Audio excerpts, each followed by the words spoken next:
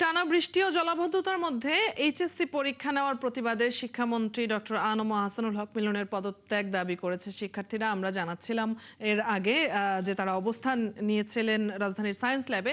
এই মুহূর্তে আমরা জানতে পেরেছি যে উত্তরার বিএনএস সেন্টারের সামনেও ছাত্ররা অবস্থান গ্রহণ করেছে। সেখানে আমাদের সহকর্মী জুলিয়া তানহা আছে, তার কাছ থেকে আমরা আপডেট জেনে নেব। তানহা, উত্তরার বিএনএস সেন্টারের সামনে কত সংখ্যক ছাত্র সেখানে অবস্থান নিয়েছেন এবং তাদের বক্তব্য কি?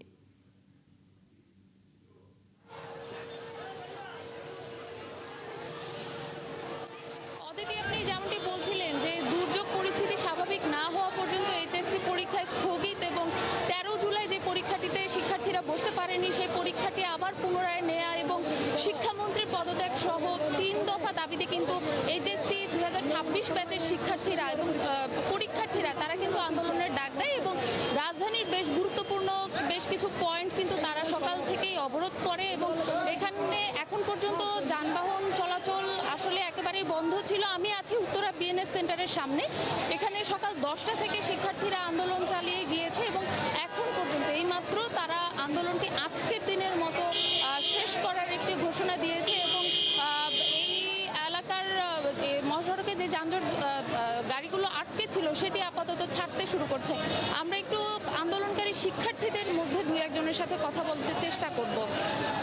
আপনাদের এখন পরিস্থিতি কি? আপনারা কি আন্দোলন আজকের মতো চালিয়ে যাবেন নাকি বন্ধ করবেন? আজকের মতো বলতে আমরা 10টা পর্যন্ত, আজকে 10টা থেকে আন্দোলন শুরু করেছিলাম 8 দফা দাবি নিয়ে এবং আমাদের হচ্ছে ডিএমপি কমিশনার এবং হচ্ছে ডিআইজি স্যারের কথা মতো আমরা 2টা পর্যন্ত দাবিটা স্থগিত রেখেছিলাম। 2টা পর্যন্ত তারা বলেছিল, প্রশাসন আমাদেরকে আশ্বাস দিয়েছিল যে 2টা পর্যন্ত যদি আমাদের দাবি মেনে না নেওয়া হয় তাহলে আমরা আন্দোলন চালিয়ে যাব এবং হচ্ছে আমাদের 2টা পর্যন্ত যদি দাবি মেনে নেওয়া হয় তাহলে আমরা রাস্তা ছেড়ে দিব। কিন্তু 2টা বাজার পরেও আমাদের আন্দোলন মেনে নেওয়া হয় নাই, আমাদের দাবিগুলো মেনে নেওয়া হয় নাই। তারপরে আমরা ঘোষণা দিয়েছি আমাদের দাবি 1 দফা 1 শিক্ষামন্ত্রীর পদত্যাগ। কারণ হচ্ছে যে শিক্ষামন্ত্রী আমাদের নিয়ে ভাবে না, আমাদের শিক্ষার্থীদেরকে নিয়ে ভাবে না, উনি শুধু ওনার ক্ষোভ নিয়ে ভেবে যায়, তাহলে আমরা ওরকম শিক্ষামন্ত্রী চাই না, ওরকম শিক্ষামন্ত্রী আমাদের দরকার নেই। আমরা আমাদের যে 17,000 স্টুডেন্ট যারা কালকে পরীক্ষা দিতে পারে নাই তাদের চিন্তা আমরা করছি। আমাদের দাবি হচ্ছে 8টা যেগুলা যৌক্তিক দাবি, উনি যদি মেনে নিতে পারে নাই, আমাদের এরকম শিক্ষামন্ত্রীর দরকার নেই, কোনোভাবেই দরকার নেই। আমাদের এখন 1 দফা 1 দাবি শিক্ষামন্ত্রীর পদত্যাগ। আর আমরা রোড আজকে ছেড়ে দিয়েছি, কারণ হচ্ছে রোড ছাড়ার একটা নির্দিষ্ট কারণ হচ্ছে আমরা জনদুর্ভোগ চাই না, আমরা শিক্ষার্থীরা কখনোই জনদুর্ভোগ চাই না। আজকে আমরা জনদুর্ভোগের চিন্তা করে ঢাকা ময়মনসিংহ হাইওয়ে এত বড় একটা সড়ক, আমরা এটা জনদুর্ভোগের চিন্তা করে আমরা এক্সাম আমাদের হচ্ছে আওয়ার আগে, অফিস আওয়ার ছুটির আগে আমরা ছেড়ে দিয়েছি, কারণ আমরা শিক্ষার্থীরা সব সময় ন্যায়ের পথে রয়েছিলাম, ন্যায়ের পথে আছি।